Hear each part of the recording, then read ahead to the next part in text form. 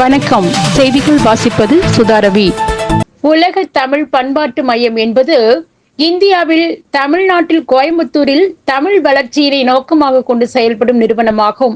2013ஆம் ஆண்டு மார்ச் 19ஆம் தேதி கல்வியாளரும் மருத்துவரும் கோவை KMCH என்ற மிகப்பெரிய மருத்துவமனையின் நிறுவனரும் டாக்டர் NGP கல்வி குழுமத்து தலைவருமான டாக்டர் நல்லா பழனிசாமியால் தொடங்கப்பட்ட உலக தமிழ் பண்பாட்டு மையம் கடந்த 10 ஆண்டுகளாக தமிழ் வளர்ச்சிக்கும் புகழ்பெற்ற தமிழ் இலக்கிய எழுத்தாளர்களின் படைப்புகளை வெளியிட்டும் சிறந்த படைப்பாளிகளுக்கு விருதுகள் வழங்கியும் வந்துள்ளது.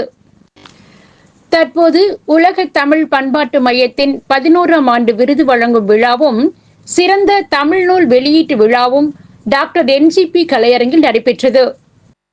இவ்விழாவில் டாக்டர் NGP கல்வி குழுமங்களின் செயலர் மருத்துவர் தவமணி தேவி பழனிசாமி வரவேற்புரையுடன் தொடங்கப்பட்ட இந்த விழாவில் மருத்துவர் ரேஷ்மி ராமநாதனின் உடலியல் நடைமுறை கையேட்டு நூலை உலக தமிழ் பண்பாட்டு மையத்தின் தலைவர் மருத்துவர் நல்லா பழனிசாமி வெளியிட்டார். சிறப்பு விருந்தினர்களாக மருதநாயகம், ஞானசுந்தரம், யாக்கோ சுப்பிரமணியம் கலந்து கொண்டனர். வேலம்மாள் கல்வி குழுமத்தின் தலைவர் முத்துராமலிங்கம் அறக்கட்டளையின் விருதுகளை வழங்கினார்.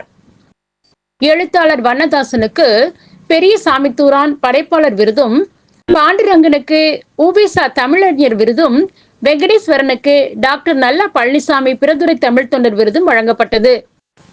சிறப்பு விருதுகளை சேதுபதி எழுத்தாளர் புன்னகைப்பூ ஜெயக்குமார், சூலூர் ஆனந்தி ஆகியோர் விருது பெற்றனர். இந்த விழாவில் பட்டிமன்ற பேச்சாளர் பாரதி பாஸ்கர் கலந்து கொண்டு விருது பெற்றவர்களுக்கு வாழ்த்துரை வழங்கினார். இந்த விழாவில் தமிழ் அறிஞர்கள், எழுத்தாளர்கள், படைப்பாளிகள் மற்றும் டாக்டர் NGP கல்லூரி மாணவ மாணவிகள் என்று பல்துறை பேராசிரியர்கள் கலந்து கொண்டனர்.